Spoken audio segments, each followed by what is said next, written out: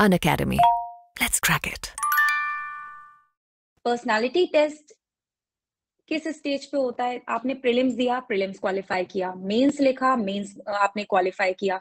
उसके बाद में जो लोग मेंस को क्वालिफाई कर लेते हैं, उनके लिए पर्सनालिटी टेस्ट होता है। ऑलमोस्ट पर्सनालिटी टेस्ट एक दिन में 50 से 60 बच्चों का वो अरेंज करते हैं। तो जैसे मेरे ईयर में बात करूं तो लगभग 2000 बच्चे थे और कुछ 2 महीने लगभग चला था इंटरव्यू। रफली 2 महीने के लिए इंटरव्यू पूरा चलता रहा। तो ऐसे आपका रहेगा, आपको डेट बताई जाएगी इंटरव्यू की, वो मेंस के रिजल्ट के बाद आएगा। ये लास्ट स्टेज है। पर्सनालिटी टेस्ट की बारे में आप लोग यदि ज्यादा चिंतित हो तो बिल्कुल रिलैक्स रहिए। पहले मेंस निकाल लें, उसके बाद फिर देखेंगे कि क्या करना है। तो फोकस अभी अगर आप प्रिपेयर कर रहे हैं तो मेंस पे ज्यादा हो। पर्सनालिटी टेस्ट का मैं एक ओवरव्यू आपको आज दूंगी, प्रिपरेशन के बारे में भी बताऊंगी। आज के सेशन में एक तो हम पर्सनालिटी टेस्ट के बारे में जानेंगे कि पर्सनालिटी टेस्ट होता क्या है, उसका पर्पस क्या है, आखिर वो चेक क्या कर रहा है आपके साथ। पढ़ना क्या है आपको पर्सनालिटी टेस्ट के लिए, अपनी पर्सनालिटी के ट्रेट्स में इंप्रूवमेंट कैसे लाएं, मॉक इंटरव्यूज का क्या रोल है, एक्चुअल डे पे कैसा बिहेव करें, और मेरा खुद का एक्सपीरियंस इंटरव्यू के साथ कैसा था वो, और लास्ट में आपके थोड़े से डाउट्स ले लेंगे। पहले पर्पस, ये जो लाइंस हैं ये मैंने वर्बेटिम उठाई हैं यूपीएससी की वेबसाइट से। तो उसमें लिखा हुआ है a candidate will be interviewed bye A board. ये जो बोर्ड है ये लगभग लगभग क्या 5 मेंबर्स का बोर्ड होता है यूपीएससी में। There will be 5 members. उसमें से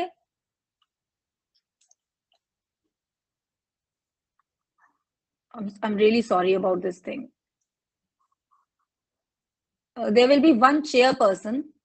I'm not very comfortable with pen tab. I'm trying. So there will be one chairperson and there will be 4 members. तो अगर मैं अपने इंटरव्यू की बात करूं तो कुछ ऐसा सिटिंग अरेंजमेंट था। ये सारे यहाँ पे मेंबर्स हो गए, पैनल हो गया, और यहाँ पे मैं थी।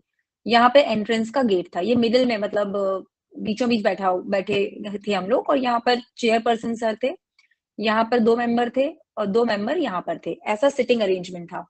तो वो बोर्ड होगा, उनके सामने आपका जो होता है उसको बोलते हैं डिटेल्ड एप्लीकेशन फॉर्म। वो उनके सामने होता है, उसमें आपके पूरे करियर का रिकॉर्ड होगा। इसको डैफ बोलते हैं, DAF, डैफ। ये आप भरेंगे जो आपका मेंस का रिजल्ट आ जाएगा। डैफ 2 एक्चुअली। जी हाँ, विकल्प इसमें जो पैनल है उसमें मेल फीमेल दोनों मेंबर्स होते हैं। At least there will be 1 male और 1 फीमेल, जो भी केस हो। मतलब मिक्स बोर्ड रहेगा। तो उस तरह से क्वेश्चंस होंगे। उनके सामने जो आपके रिकॉर्ड ऑफ योर करियर, मतलब आपने आज तक जो कुछ भी किया है, आपका school, college, work experience, UPSC में कोई प्रीवियस अटेम्प्ट्स हैं, वो सारी चीज होंगी। तो ये सारी चीजें उनके सामने इस डिटेल्ड एप्लीकेशन फॉर्म में होती हैं। उसमें आपकी हॉबीज भी दी हुई होती हैं, आपके अचीवमेंट्स के बारे में भी इंफॉर्मेशन होती है। सो बेसिकली आपके जो बोर्ड बैठा है वो आपके बारे में पूरी इंफॉर्मेशन के साथ बैठा हुआ है वहां पे। तो ये आप यकीन मानिए, they know about you. This is the first part. इसके बाद जो क्वेश्चंस होते हैं जो बोर्ड आपसे पूछेगा, वो general interest, matters of general interest का मतलब क्या हुआ?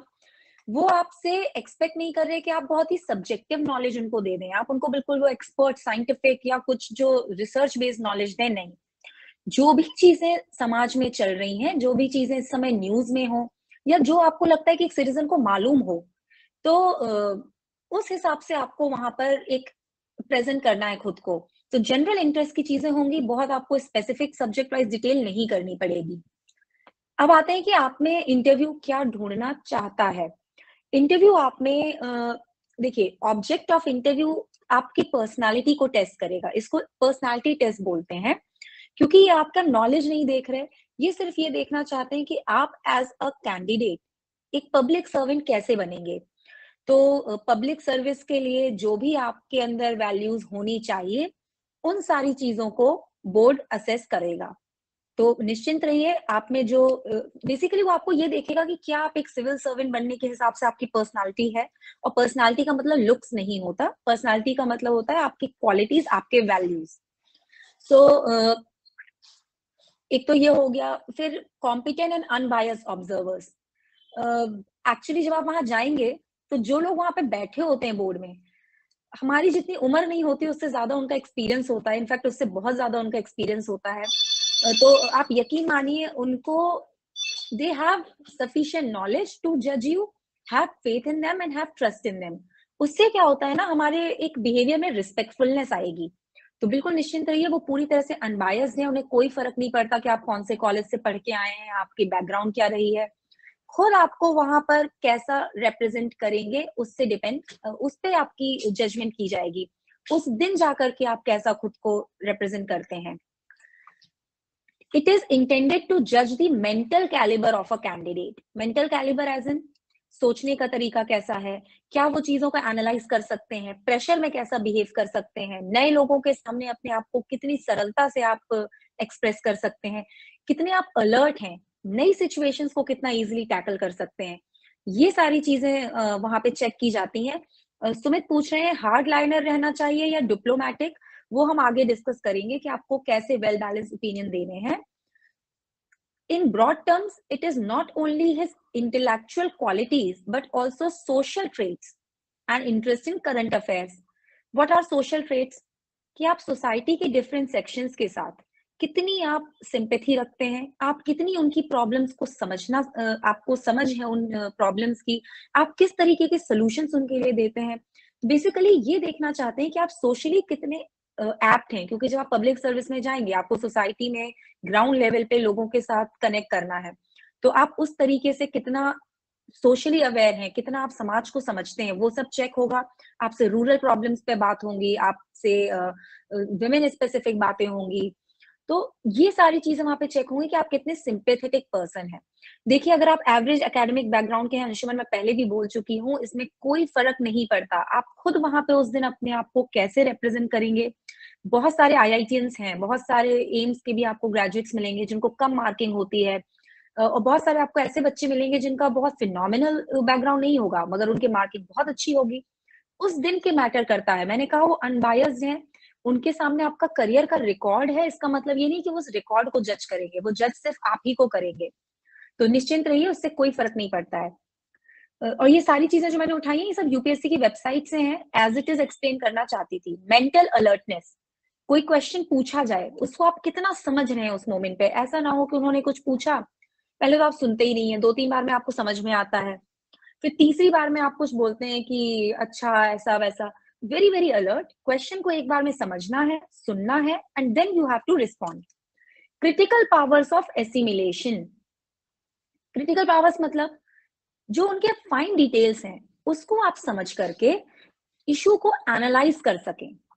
इशू का जो एनालिसिस है आपका बिल्कुल फैक्ट बेस्ड हो, वहां पर जो आपने सोसाइटी में चीजों को ऑब्जर्व किया है उसको आप क्रिटिकली देखें। ऐसा नहीं कि किसी ने कुछ कह दिया हम उसको सच मान करके आ गए। कोई स्टीरियोटाइप्स ना हो आपके अंदर, आप हर चीज को एक बैलेंस तरीके से देखते हो।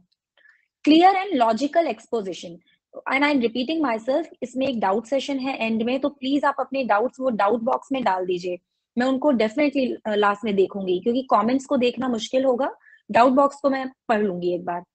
लॉजिकल एक्सपोजिशन, क्लियर मतलब घुमा फिरा के नहीं, क्रिस्प शॉर्ट में अपना आंसर देना है, अच्छे वर्ड्स को यूज करना है। लॉजिकल एक्सपोजिशन मतलब जब आप बोल रहे हैं तो उसके पीछे कुछ रीजन है, आप ऐसे ही नहीं बोल रहे कि भाई विमेन का इकोनॉमिक एम्पावरमेंट कर दो। उससे किस तरीके से आप सोचते हैं, या आपकी क्या विजन है उसको लेकर के, आपकी क्या रीजनिंग है, आप कोई सोल्यूशन दे रहे हैं। अगर टूरिज्म, जैसे मेरे में टूरिज्म का पूछा, तो उसमें लॉजिक दिखना चाहिए, एक सोच के साथ, एक रीजन के साथ बोलिए। बैलेंस ऑफ जजमेंट, अभी एक किसी ने क्वेश्चन पूछा था कि हार्ड लाइनर रहे या वहां पर डिप्लोमेटिक बनने की जरूरत है। ना हार्ड लाइनर ना डिप्लोमेटिक, बैलेंस्ड। बैलेंस का मतलब क्या होता है, आप चीजों की प्रोज भी समझते हैं, आप चीजों के कॉन्स भी समझते हैं, आप कॉन्स को करेक्ट करने की अप्रोच रखते हैं। जो आपका वहां पर बेसिकली क्या कहना चाहिए कि जो आपका वहां पर अप्रोच होगा इंटरव्यू में, वो होना चाहिए कि आप इशू को एक इशू की तरह लें, आइडियोलॉजिकली ना सोचें। अब गवर्नमेंट जो कर रही है उसके फ्रेम में रहना जरूरी है, क्योंकि आपको qualities of a public servant के हिसाब से देखा जाएगा। And qualities of a public servant में एक ये भी होता है कि आप अकाउंटेबल होंगे towards the executive class of the country. जो पॉलिटिकल एग्जीक्यूटिव्स होंगे उनके प्रति हमारी अकाउंटेबिलिटी तो रहनी चाहिए। मैं ये नहीं कह रही कि हम उनको ब्लाइंडली फॉलो करेंगे, लेकिन एक लेवल ऑफ अकाउंटेबिलिटी रहेगी। तो आप जब गवर्नमेंट की स्कीम्स को अगर जज कर रहे हैं, गवर्नमेंट के डिसीजंस को जज कर रहे हैं, तो इसको आइडियोलॉजिकली नहीं करना है, लॉजिकली। बेसिकली ये अच्छा है, ये बुरा है, इसको ऐसे इम्प्रूव करने की ज़रूरत है और उसमें आप चाहें तो कुछ फैक्ट बता सकते हैं कि ऐसा वहाँ हुआ था तो ऐसा है या वहाँ पे ऐसा हो चुका है। इस तरीके से अगर आप एक बैलेंस व्यू दें, अगर आपका व्यू बैलेंस्ड है, वेल रीज़न्ड है, देश हित में है, लोक हित में है, आई मीन पब्लिक इंटरेस्ट में है, कंट्री के इंटरेस्ट में है, तो डेफिनिटली वहाँ पे आपको एप्रिशिएट ही किया जाता है, प्रोवाइडेड आप बैलेंस्ड हों। हार्डलाइनर बनने की तो कोई वहाँ पे गुंजाइश ही नहीं है, क्योंकि पब्लिक सर्वेंट का एक जो क्या कहना चाहिए क्वालिटी है, उसमें ऊपर लिखा है ना उसमें थर्ड पॉइंट में करियर इन पब्लिक सर्विस, तो उसमें तो एक चीज है कि हार्डलाइनर नहीं होना चाहिए, रिसेप्टिव होना चाहिए, ओपन होना चाहिए, लोगों के प्रति रिस्पॉन्सिव होना चाहिए, तो बैलेंस रहिए। Then variety and depth of interest. देखिए आपकी हॉबीज वगैरह वहां पे पूछी जाएंगी, जो आपका बैकग्राउंड है, एजुकेशनल बैकग्राउंड है, बेसिकली आपने जहाँ पे ग्रेजुएशन की है या आपने जिस तरीके की पढ़ाई की हुई है, उससे रिलेटेड सवाल होंगे। उसमें आपका नॉलेज अच्छा होना चाहिए। Ability for social cohesion and leadership. Leadership मतलब आपको कोई सिचुएशन दे दी गई, उसमें आप किस तरह से बिहेव करेंगे, वो सारी चीजें जज होंगी, क्योंकि एज अ पब्लिक सर्वेंट आपको लीडरशिप पोजीशंस पे रहना है। Intellectual and moral integrity.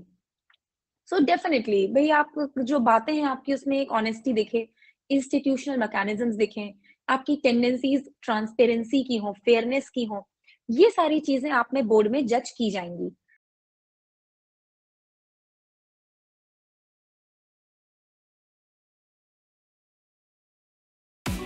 UPSC CSC की प्रिपरेशन प्रैक्टिस क्वेश्चंस के बिना इनकम्प्लीट है, इसलिए अनअकैडमी पे अभियान T20 जैसे डेली टेस्ट्स आपको यूपीएससी सीएससी की प्रिपरेशन को स्ट्रेंथन करने में सपोर्ट करते हैं। एडिशनली आप हर वीक अनअकैडमी कॉम्बैट देकर अप टू 100% स्कॉलरशिप भी अवेल कर सकते हैं।